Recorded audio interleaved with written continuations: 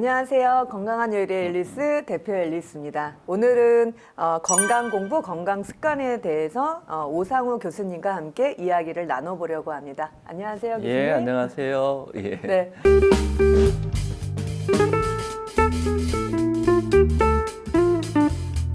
이번에는 다이어트 얘기를 좀 해보려고 해요. 다이어트 많이들 하고 계시죠. 저탄고지에 대한 오해에 대한 이야기를 하셨는데 교수님께서 12주 체지방 다이어트란 책도 내신 적이 있는데요.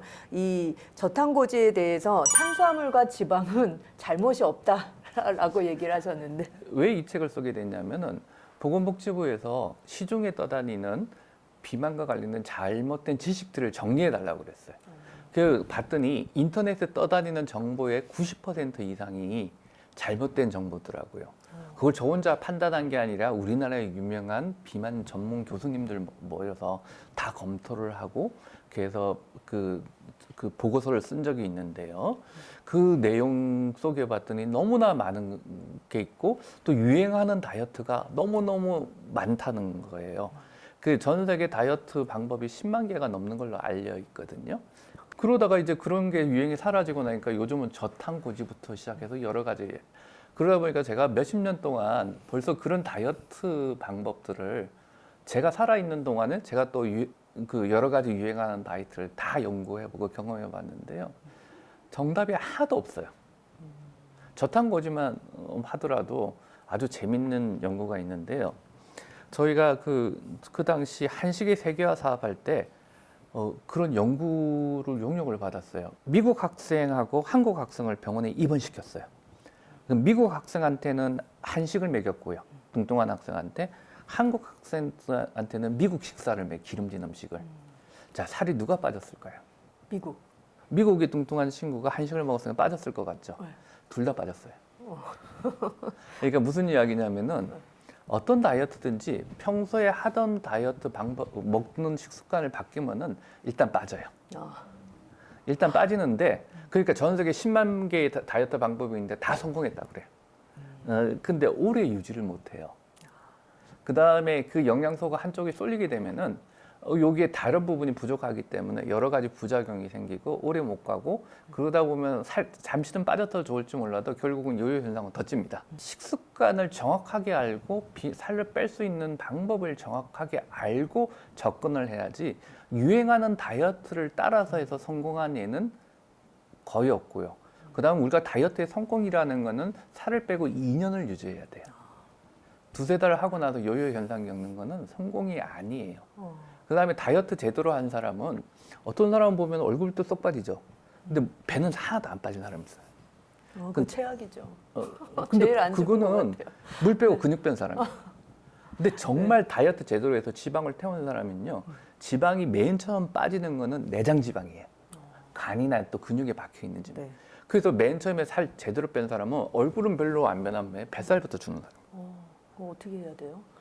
그러니까 제대로 알고 하셔야 된다는 거죠. 그거 유행하는 궁금합니다. 다이어트 하면은 결국은 빠지는 것처럼 보고 뱃살도 좀 줄어든 것처럼 얼굴부터 빠지고 근육 빠지고 나서 그 다음에 지방 좀 빠지다가 근육이 너무 적으니까 기초 대사량 떨어지고 또 여러 가지 몸 안에 식욕 조절 호르몬 딱 흔들리게 되고 그러다 보면 또 조금만 먹기 시작하면 금방 찌는 게 지금까지.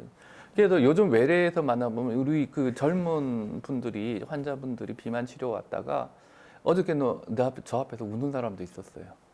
너무너무 힘드니까 그런 다이어트가. 그리고 이것도 금방 요요 현상 겪고 자기는 너무 억울하다는 거 그렇게 열심히 그 따라서 했는데 근데 그게 그 분의 예가 아니라 수많은 예들을 벌써 몇십 년 동안 봐왔기 때문에 항상 그런 방법이 좋은 건 아니에요. 근데 가끔가다 잘 맞는 사람이 있어요. 근데 그 사람이 본인한테 맞다는 착각은 안 하시는 게 좋을 것 같아요. 그런데 자기한테 맞는 다이어트법을 알려면 여러 가지를 좀 해봐야 되겠네요. 다이어트. 원칙을 아셔야 돼요. 어떤 분은 오셔가지고 저한테 식단을 짜달라고 그러세요. 그러면은 제가 식단 짜줄 수는 있어요. 그대로 먹을 수 있을까요?